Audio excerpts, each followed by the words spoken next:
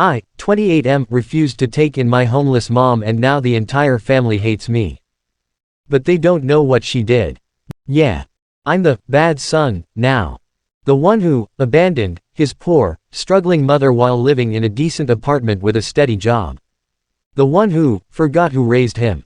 The one who turned his back on family. But they don't know the full story. No one in my family does. Except me. I grew up dirt poor in a small town. My mom, Teresa, 51, raised me and my younger brother, Kyle, now 24M, on her own. At least, that's what it looked like to everyone else. But the truth is she didn't raise me. She survived off of me. From the time I was about 11, I was the one cooking meals, making sure Kyle got to school, covering up for her when she didn't show up to parent-teacher conferences. Why? Because she was either too high, too drunk, or too passed out to care. She had a rotating door of boyfriends, some of whom were straight-up dangerous. One broke my nose when I was 13. Another stole my bike and sold it for pills. When I told her, she said, "Don't make things worse for me." He said you were being disrespectful. So I learned to shut up. To protect Kyle. To grow up 10 years too early. I worked like hell to get out. Scholarships, night shifts, tutoring rich kids in math, anything to save up and run. When I turned 18, I left and never went back. I still helped Kyle from afar, sent him money, paid for his textbooks, helped him get an internship when he finished trade school. But my mom, I went full no contact. She never reached out, and I never looked back. About 3 months ago, Kyle calls me out of the blue. Says mom lost her job, her boyfriend kicked her out, and she's now homeless. She's been sleeping in a friend's car. She's changed. She's clean. She's trying. Kyle says, just let her stay with you for a bit. Just until she gets on her feet. I say no. Kyle is stunned. Says I have a nice apartment, no roommates, a stable job. I repeat myself. No. He calls me cold. Heartless. Says, she's still our mom. I say, no, she was your mom. She was my burden. Within a week, the entire extended family knows. Aunts, cousins, even my grandma. My phone blows up. She's your mother. You turned into such a selfish prick. After everything she did for you. I could have explained it. I could have aired every dirty secret. But I didn't. Because part of me still didn't want Kyle to hate her the way I did. He was too young to remember most of it. She was better to him. Not good but better. So I just stayed quiet. But here comes my breaking point. Kyle did the one thing I never expected, he showed up at my door with her. She looked thinner, weaker, older. Her eyes dropped when she saw me. She mumbled, just for a few nights. Please. I looked at Kyle and said, you really thought this would work? He got angry. Told me I was being dramatic. That she's not the same person. That I need to let go. I stared at her and asked, what was Kyle's favorite food growing up? She blinked. Shrugged. Looked at him. Then I said, do you even remember what grade 1 was in when you let your boyfriend throw me through a glass door? Her face went pale. I turned to Kyle and said, you want to help her? You take her in. And I shut the door. Kyle didn't speak to me for weeks. Eventually, he messaged me saying he moved her into a rental space temporarily. That she's doing okay. He still doesn't get it. Maybe he never will. But for the first time in my life, I chose me. I chose peace. They call me a-hole for abandoning my mom, and everyone seems to think I am. Because I abandoned her when she needed me most. But no one asks how many times she abandoned me while I was still a kid needing her. Honestly, I thought I was done with it all. But life doesn't work like that. It's been 3 months since I slammed that door in my mother's face, told my brother to handle her himself, and walked away. 3 months of radio silence from Kyle, endless guilt-laced calls from aunts and cousins, and quiet nights wondering if maybe, just maybe, I overreacted. I didn't. But the world has a way of pushing you until everything does break. And that's what this is, the break. It started with a knock on my door last week. I half expected it to be another cousin ready to lecture me about forgiveness. But it was Kyle. And he looked wrecked. Hair unbrushed, dark circles, face pale. He didn't say anything at first, just stood in the hallway like he wasn't sure he should be there. I didn't say anything either. I just moved aside and let him in. We sat on opposite ends of the couch like strangers. Then he dropped it. I found the police report. I didn't know what to say.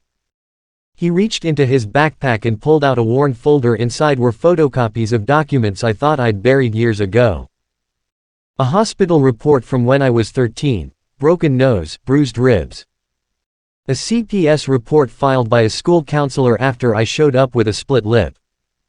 A handwritten letter I wrote at 14 asking to live with my friend's family. It was never mailed.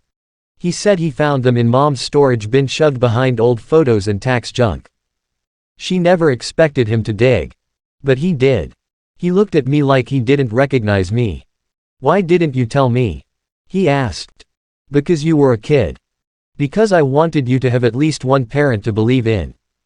He just sat there, stunned. Angry. Shattered. Kyle told me she used to cry herself to sleep saying I abandoned her. That she twisted everything, told the family I became arrogant and ungrateful when I made money. That I cut her off because I thought I was better than everyone. He said he believed it. Until now. He also told me that over the last 3 months, she hasn't changed. She's drinking again. She stole money from his roommate. She lied about applying for jobs. She screamed at him when he suggested rehab. He said he found her passed out on the bathroom floor last week. That's when he went looking. That's when he found me.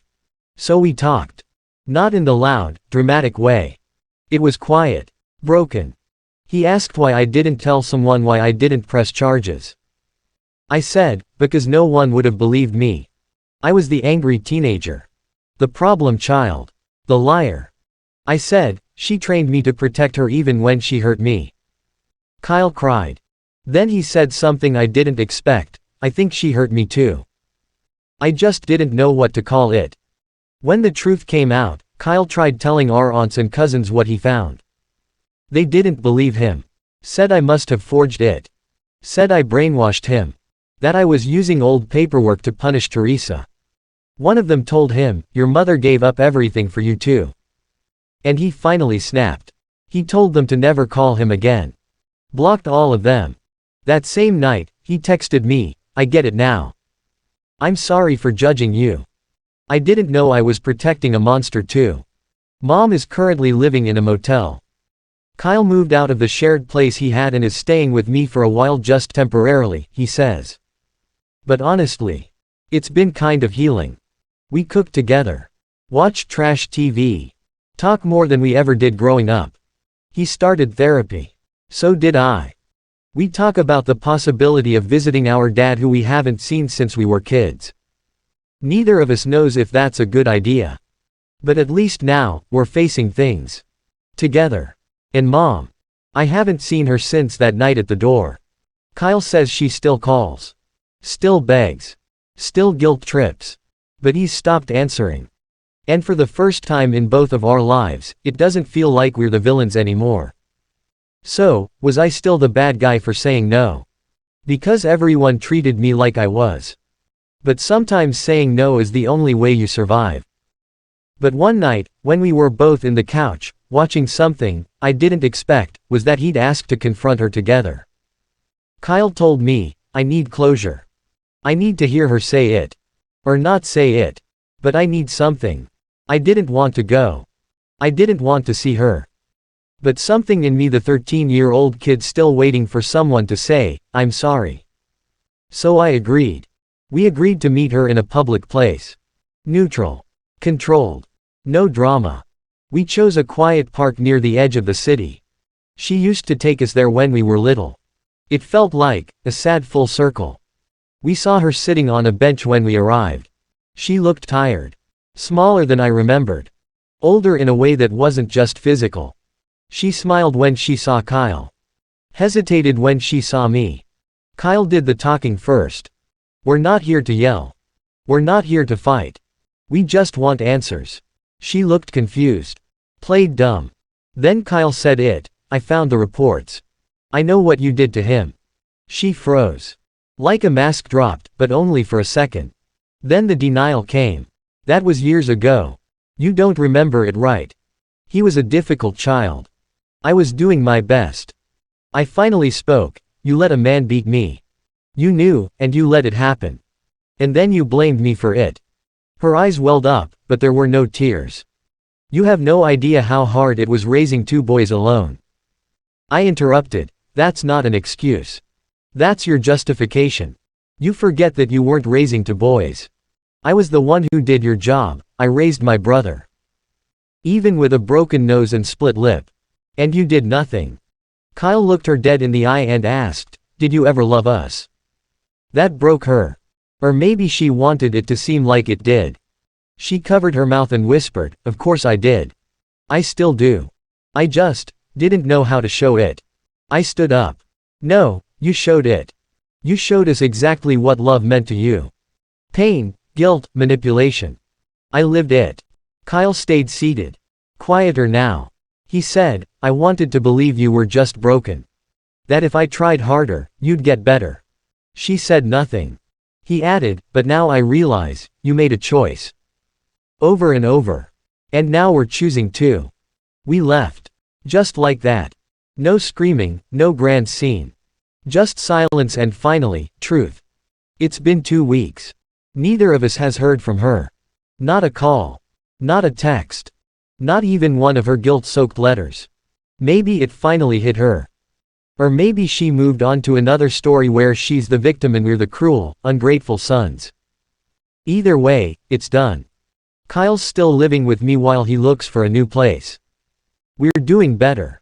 We talk more. Heal more.